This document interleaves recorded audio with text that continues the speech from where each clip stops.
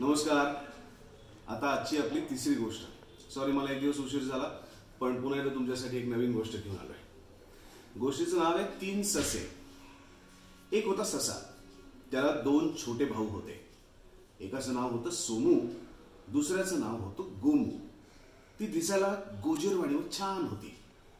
गुबगुबीत, मऊ मऊ आणि पांढरी शुभ्र. त्यांचे लाल डोळे तर इतके छान दिसायचे.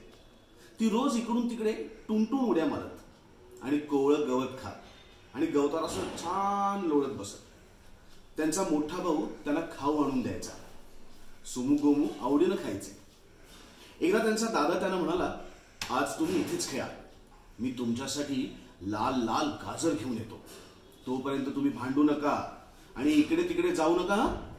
सोमू गोमू म्हणाले, दादा तू खुशाल जा गाजर आणायला, आम्ही मुळीच भांडणार नाही. लाल गाजर खायला मिळणार म्हणून दोघे खूप खुश झाले आणि तिथेच खेळू लागले. मोठा ससा गेल्यावर एक कोल्होबा हळूच तेथे आला व सोमू गोमू म्हणाला, बाळांनो तुमचं नाव काय रे? दोघांनी नावं सांगितली. मग कोल्होबानं त्यांना शाबासकी दिली आणि त्यांना विचारलं, तुमचा दादा कुठे आहे? सोमू गोमू म्हणाले, अहो काका आमचा दादा ना गाजरे आणायला गेलाय, आम्हाला गाजरे खूप आवडतात. कोल्होबाला वाढ होता. तो म्हणाला, अरे सोमू गोमू तुम्हाला गाजरे आवडतात ना, मग चला ना माझ्या घरी. माझ्या घरी खूप गाजरे आहेत, काकड्या आहेत. तुमच्या दादाला यायला अजून खूप वेळ आहे, माझं घर अगदी जवळ आहे. सोमू गोमूला खूप आनंद झाला, पण त्यांच्या दादानं तर त्यांना सांगितलं होतं की कुठेही जायचं नाही म्हणून. ते एकदम त्यांना आठवलं म्हणून ती म्हणाली, काका आम्हाला इथेच खाऊ आणून द्या ना, आमचा दादा आम्हाला रागवेल नाही तर. कोल्होबा म्हणाला, अरे वेड्यांनो, दादाला मी सांगेन तुमच्या जवळच तर घर आहे. तुम्ही घरी आलात तर खूप खाऊ खाता येईल आणि तुमचा दादा परत यायच्या आधीच आपण इथे परत येऊ, म्हणजे मग तुमचा दादा कसा रागवेल.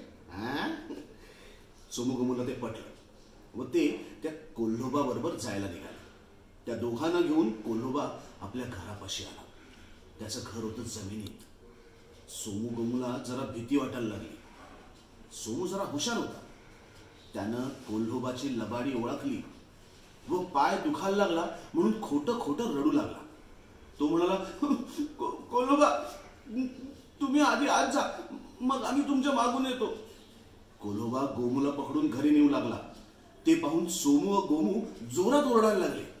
तेथे असणारे इतर प्राणी तिथे यायला लागले. ते बघून कोल्होबा घाबरला आणि त्याने गोमूला सोडून दिले. मग तेवढ्यात त्यांचा दादा पण आला. त्यानं सोमूला दिली शाबासकी आणि घरी आणून गाजरं खायला दिली. गाजरं खाऊन सोमू गोमू खूप खुश झाले. कशी वाटली गोष्ट? आवडली ना? लाईक करा, सबस्क्राईब करा आणि शेअर करा विसरू नका. आणि सगळ्यात महत्त्वाचं काय की अनोळखी माणसावरती पटकन विश्वास ठेवायचा नाही. त्यांनी कुठलंही आमिष दाखवलं, चॉकलेट खायला घातलं, आईस्क्रीम खायला घातलं तरी सुद्धा पटकन विश्वास दाखवायचा नाही. आईबाबांचं ऐकायचं. ऐकाल ना? भेटूया पुढच्या आठवड्यात नवीन गोष्टीसह.